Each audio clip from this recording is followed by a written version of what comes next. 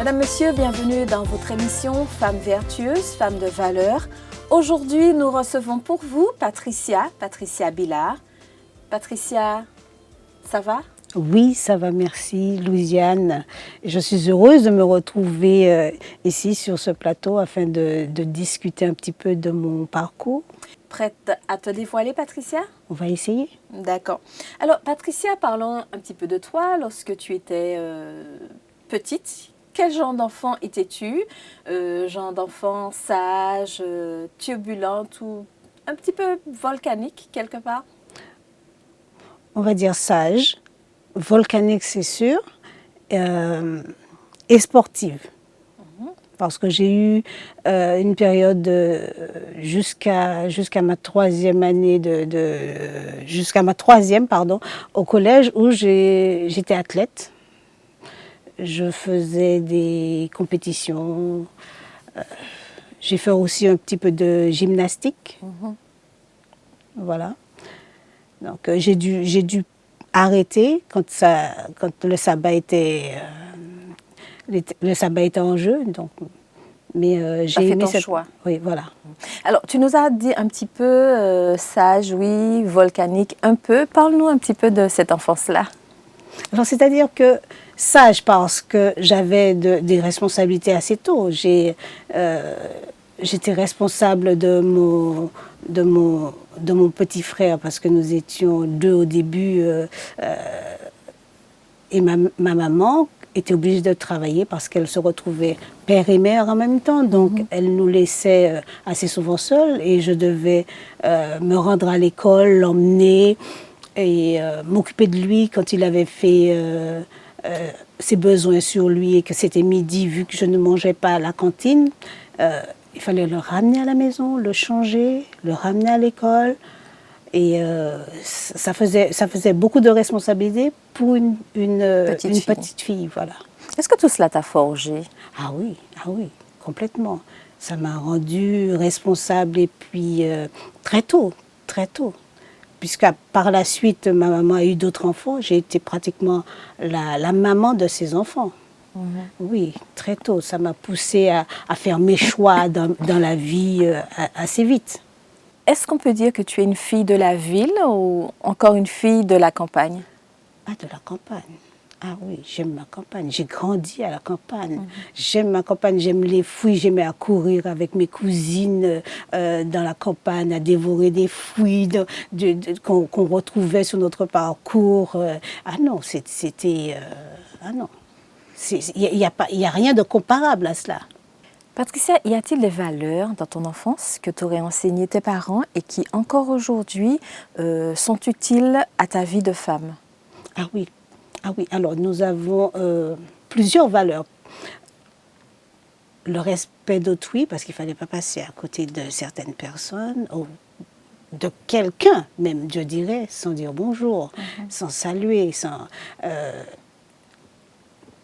si quelqu'un tombait, il fallait l'aider systématiquement. Même ça, nous avons eu ces valeurs, même n'étant pas à l'évangile, parce que je n'ai pas grandi, je ne suis pas née dans le milieu adventiste.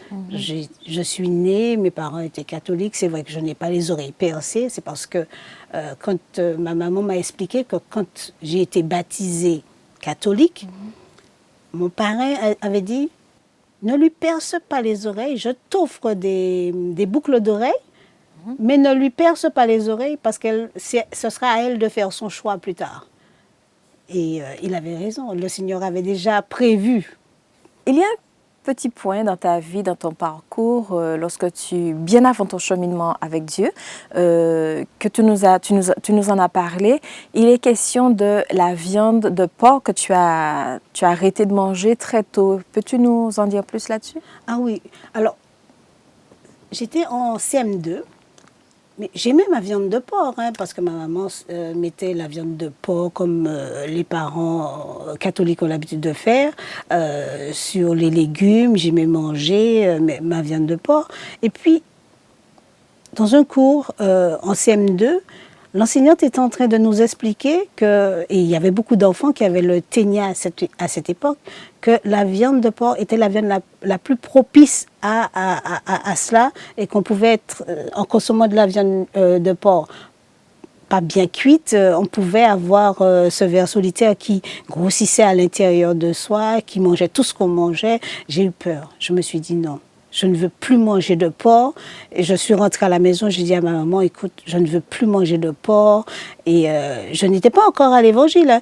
Alors, je dis, je ne veux plus manger de porc. Et puis, je lui ai expliqué pourquoi. Je lui ai dit, maman, toi non plus, tu ne devrais plus manger de porc. Et ce n'est après avoir cheminé avec Christ, que j'ai découvert que le porc était impropre à la consommation. Et impur surtout. Donc c'était une viande que Dieu ne recommandait pas du tout. Donc ça a été, je dirais, essentiel pour moi à ce moment-là. Lorsqu'un enfant dit à ses parents, je ne veux plus manger de ci ou de ça, comment est-ce que les parents réagissent? Comment est-ce que ta maman a réagi à ce moment-là? Elle a accepté. Généralement, les parents disaient c'est ça ouni, c'est ça mouni, c'est ça mon cabao. Mais elle a très bien réagi. Elle a pris son parti parce que je lui apprenais quelque chose. Et puis à cette époque, comme je te disais, il y avait beaucoup d'enfants avec le ver solitaire, comme on disait dans le temps, et elle ne voulait pas de cela, ni pour elle, ni pour ses enfants. Et elle a toujours voulu que ses enfants soient en bonne santé. C'est la raison pour laquelle elle t'a permis de... Tout à fait. C'était uniquement la viande de porc que tu refusais de manger? Il y avait-il autre chose? C'était la viande de porc pour commencer. C'est après, en ayant appris à connaître Dieu et à ce que Dieu voulait, ce qu'il proposait de manger dans sa parole, que j'ai délaissé les autres viandes impures. Les autres aliments. Patricia, au vu de ton parcours, tu as été rendue responsable très tôt. Tu t'es occupée de ton petit frère, premièrement, et finalement ensuite de tes autres frères. Est-ce que cela t'a aidé dans ta vie de femme, puisque maintenant, aujourd'hui, tu es une femme mariée, tu as des enfants. Est-ce que ces responsabilités-là t'ont permis de faire ta part des choses pour toi-même? Ah oui. À cette époque, ma maman travaillait tout le temps, donc j'étais amenée à être la maman de mes frères, donc à travailler les cours avec eux. Donc je devais signer les cahiers, vérifier, même les carnets de correspondance, veiller à la scolarité, qu'ils aient bien mangé, qu'ils soient tout le temps propres, que leur chambre soit nettoyée, parce que ma maman était tout le temps au travail. Elle a eu une période où elle n'était pas mariée, donc pas mariée avec mon père, donc elle a eu une période de mère et de père en même temps. Après, elle s'est mariée et je me rappelle que quand elle a rencontré le papa de mes frères ensuite, il nous avait offert à chacun, à mon frère et à moi, un coutelas et puis nous avait dit, vous voyez tout... Un coutelas? Un coutelas, oui. Et il nous avait dit, vous voyez le terrain qui est là? Je veux qu'il soit tout le temps propre. Ça voulait dire quoi? Mais qu'il fallait que nous travaillions, que nous nettoyions tout autour de la maison, etc. Et ça s'est produit? Vous avez fait ce qu'il demandait? En partie. Maman aimait ses enfants, donc maman protégeait ses enfants, donc elle nous envoyait chaque fois qu'il y avait vacances scolaires chez mamie. On pourrait penser que cet amour de la campagne, des arbres fruitiers, des fruits, cet amour de la terre pourrait te conduire vers un métier qui tend à cela, l'agriculture, la plantation, etc. Mais au contraire, tu as tourné vers la comptabilité. C'est pas un peu opposé? Oui, mais moi, j'ai toujours voulu l'amour des chiffres? Non, pas du tout. J'ai voulu travailler dans le tertiaire. Assez tôt, je me disais, je veux travailler dans le tertiaire, pas dans l'agriculture, quoique j'aime beaucoup tout ce qui est légumes, hein, parce que j'ai grandi avec des légumes, toute variété de légumes. Mais je voulais travailler dans le tertiaire. Et très tôt, depuis ma dernière année au collège, je me suis dit, je veux travailler dans le tertiaire, je vais chercher une orientation qui me pousse à travailler soit dans les banques, soit dans les assurances, soit dans la comptabilité. Et je me suis orientée en analysant mes notes. Je me suis dit, je veux m'orienter vers la comptabilité. Et ça a été, depuis après ma troisième, je me suis orientée, j'ai fait un BEP, en même temps j'ai passé mon CAP, j'ai fait le bac pro, le BTS, etc. Alors, les valeurs que tes parents t'ont enseignées, est-ce qu'ils portent encore du fruit aujourd'hui? Oui, oui, oui. Le respect d'autrui, le sens des responsabilités, le fait de rester aussi, de ne pas trop s'immiscer dans la vie des gens. Donc nous avions coutume de rester chez nous, ne pas aller chez les voisins. Ah, elle disait, maman pas aller, il dit moi que les autres disent, les autres fait, donc nous restions chez nous. Nous avions le respect de ne pas nous mêler des affaires des gens parce que ça ne nous regarde pas. Et puis, que pouvions-nous faire de toutes les façons? Alors, est-ce que aujourd'hui, dans ta vie de femme mariée, tu as enseigné ces valeurs à tes enfants? Et est-ce qu'ils le reçoivent bien? Oui, ils le reçoivent très bien. Ils le reçoivent très bien et ils ont du respect pour ça plus que jamais parce qu'aujourd'hui, quand je regarde pour un oui, pour un non, il y a des combats qui se font. Je regarde dans l'actualité la jeune fille qui a attaqué une autre pour quelques paroles. Je les incite à ne pas se lancer dans ce genre de se pas retrouver dans ce genre de situation, de s'en éloigner, même de prier pour ceux qui sont confrontés à cela. Okay.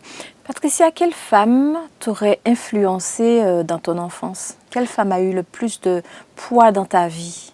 Je dirais ma mère, parce qu'elle a été courageuse. Se retrouver seule avec 2 enfants, à travailler pour pouvoir les élever.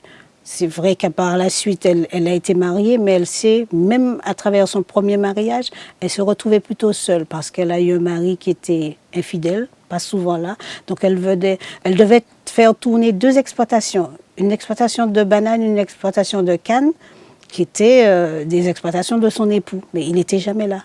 Il partait, il découchait et il revenait le lundi matin juste pour nous donner l'argent du bus de la cantine. Donc là, oui, je salue son courage. La force et le courage de ta mère sont encore ancrés à l'intérieur? Complètement. Patricia, ta rencontre personnelle avec Dieu, comment est-ce que cela s'est passé? Il y avait un frère qui, par la suite, est devenu pasteur, qui visitait les foyers du secteur et qui nous avait invités à une campagne d'évangélisation. Et à cette période-là, il y avait le frère Lucien Carteron qui tenait une campagne. Et ma maman a dit pourquoi pas. Puisque de toutes les manières, elle se retrouvait tout le temps avec ses enfants seule. Donc elle-même, je pense, recherchait Dieu. En quelque part, elle recherchait une compensation par rapport au fait qu'elle se retrouvait seule à tout faire fonctionner, élever ses enfants quelque part. Et elle nous avait emmenés avec elle. Nous avons suivi, ce que nous avons entendu, les chants que nous avons entendus nous ont plu. À tel point que mon frère n'allait plus du tout à l'école le samedi. Son école se trouvant à côté du temple, le samedi, il rangeait son sac sous le banc de l'église et puis il allait au temple. Et ma maman, ne sachant pas cela, mais moi, je continuais à aller à l'école le samedi. Elle a été convoquée pour qu'elle puisse expliquer les absences de mon frère. Et c'est là qu'elle a appris que ce dernier s'amusait à laisser son sac sur le banc de l'église et puis s'installait pour assister à l'école du sabbat et au culte. Puis après, il rentrait. Alors, elle ne l'a pas grondé. Elle l'a pas grondé du tout. Elle l'a plutôt... Elle s'est dit, bon, ben, je vais justifier tes absences. Et puis, elle nous a invités à y aller. Et c'est comme ça que nous sommes tous embarqués dans cette... croisière évangélique. Exactement, je ne saurais mieux dire, exactement. Et jusqu'à présent, j'en suis contente. Je suis heureuse de vivre avec Christ, de connaître... Et je n'ai pas fini d'en apprendre auprès de lui. Et c'est magnifique. J'invite toutes les femmes qui ne connaissent pas Christ à le rencontrer, à le toucher du doigt. Parce que quand on connaît Christ, quand on côtoie Christ, quand on le touche du doigt, on a envie d'apprendre davantage. Et puis ça nous forge. Madame, Monsieur, après ce témoignage, je vous propose de marquer une pause et on se retrouve dans quelques instants. Voilà, nous sommes de retour pour continuer avec Patricia. Patricia, lorsque tu as commencé ton cheminement avec Dieu, eh bien, vos relations se sont intensifiées. Quelle expérience forte as-tu eue avec lui? J'ai eu plusieurs expériences, mais je choisis de relater l'expérience de mon oui à mon époux. Alors, j'étais fiancée parce que je n'ai pas grandi avec mon père, mais à une époque, une certaine période de ma vie, j'ai dû partir, vivre un petit peu avec lui, découvrir qui était mon père. Et en même temps, j'étais à l'école hors du département. Et à un certain moment, je me suis retrouvée chez moi et j'ai eu à me fiancer. Et quand je me suis fiancée à un Comorien. Je me suis dit, j'ai encore les valeurs communiquées par l'Église, par mes parents en Martinique, par ma mère surtout en Martinique.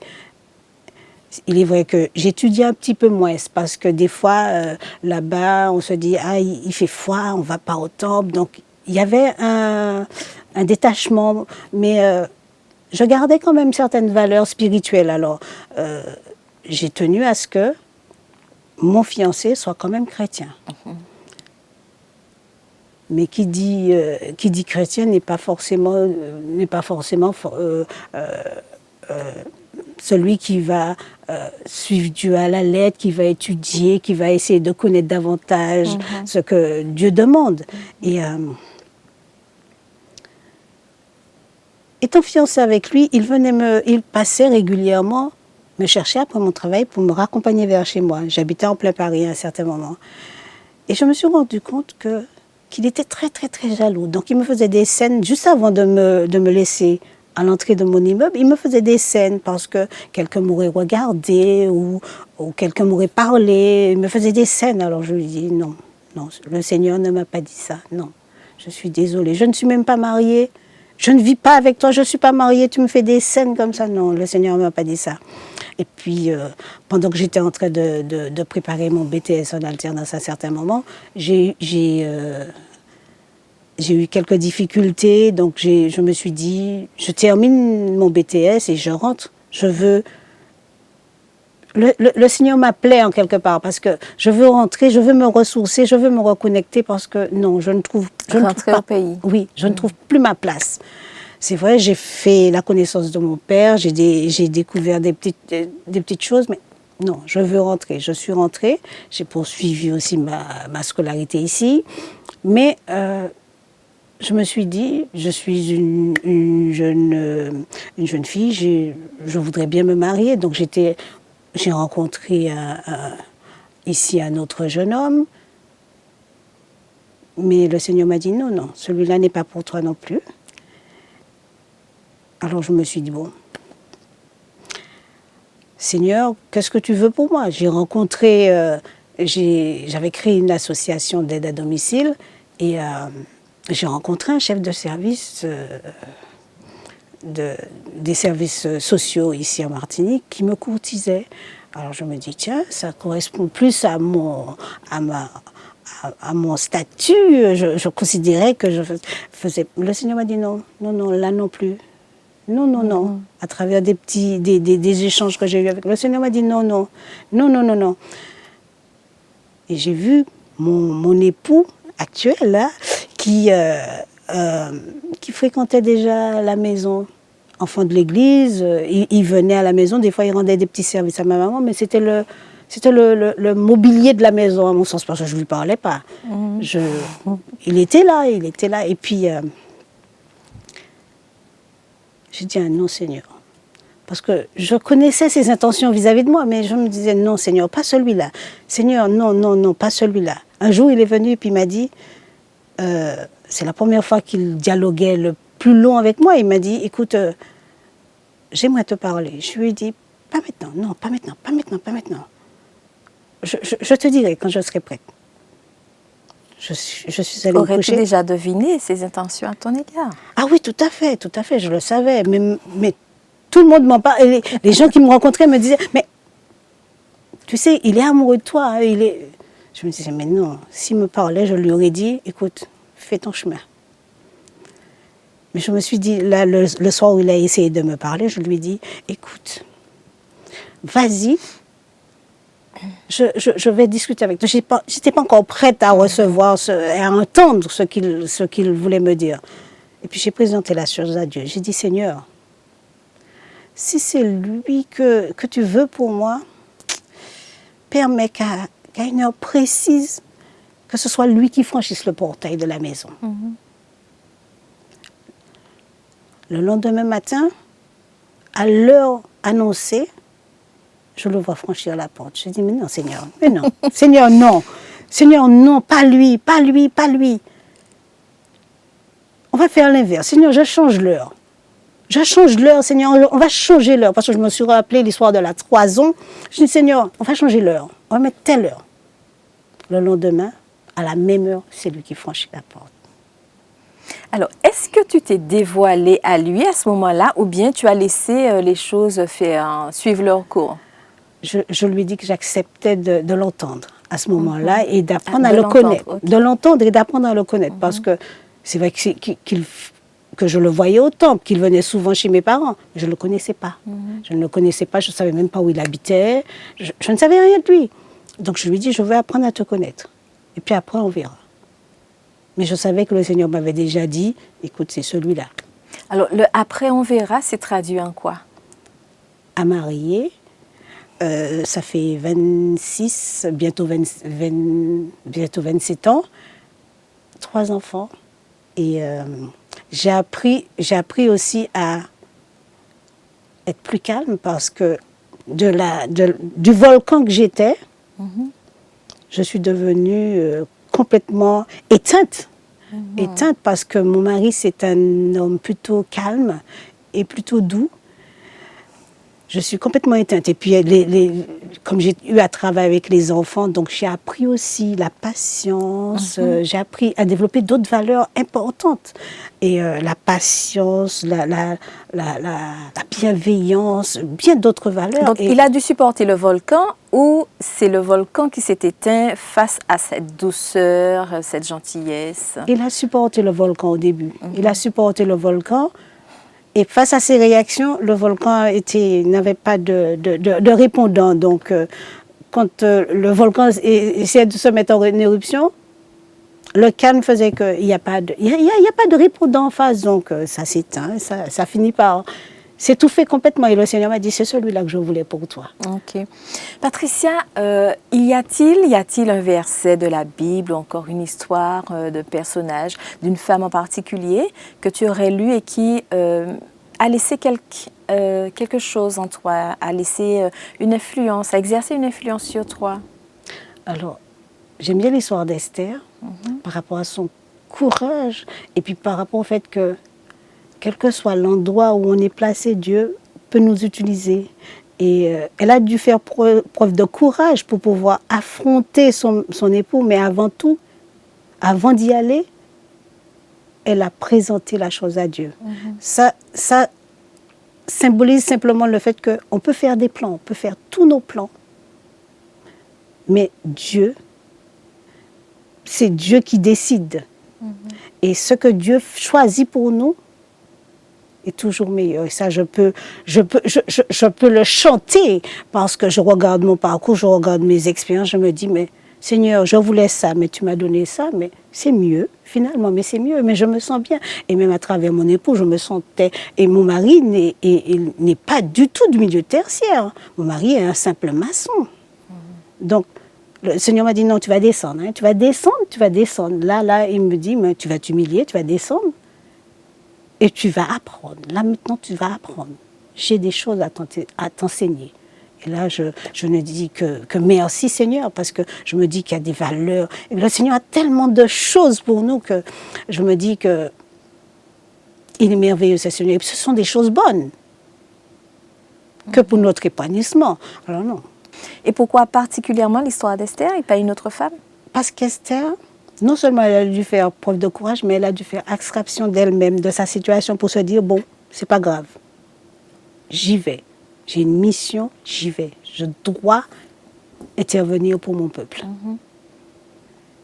Et ça, je ne dis pas qu'une femme doit s'oublier, mais elle doit prendre soin des siens, elle doit prendre soin des autres. Mais elle ne doit pas s'oublier. Mais Dieu prend soin de la femme en contrepartie. Donc descendre de son piédestal devant Dieu. Exactement. Exactement. Et être à nu devant lui. Tout à fait. Est-ce que ces témoignages-là datants, ces témoignages-là sont quand même datants, le témoignage d'Esther, ce sont des histoires tirées de la Bible. Est-ce qu'encore aujourd'hui, tu les inculques, Patricia, à tes enfants? Ah oui, il faut, plus que jamais. Parce que nous vivons une société non seulement individualiste, mais nous avons besoin de ces valeurs aujourd'hui. Nous avons besoin de ces valeurs. Nous avons besoin d'enfants qui soient résilients face à beaucoup de situations qui se présentent. Nous avons besoin de personnes courageuses. Patricia, ton mot d'encouragement maintenant pour les femmes qui te regardent, les femmes qui sont autour de toi, les femmes qui t'accompagnent jour après jour? Je dirais que le Seigneur n'était pas dans le tremblement de terre, il n'était pas dans le feu, mais il était dans le murmure doux et léger, et que toute chose concourt au bien de ceux qui aiment Dieu. Patricia, merci beaucoup pour ton témoignage, merci pour tes mots d'encouragement. Mesdames, Messieurs, merci d'avoir été avec nous jusqu'ici. Merci pour votre fidélité. À bientôt.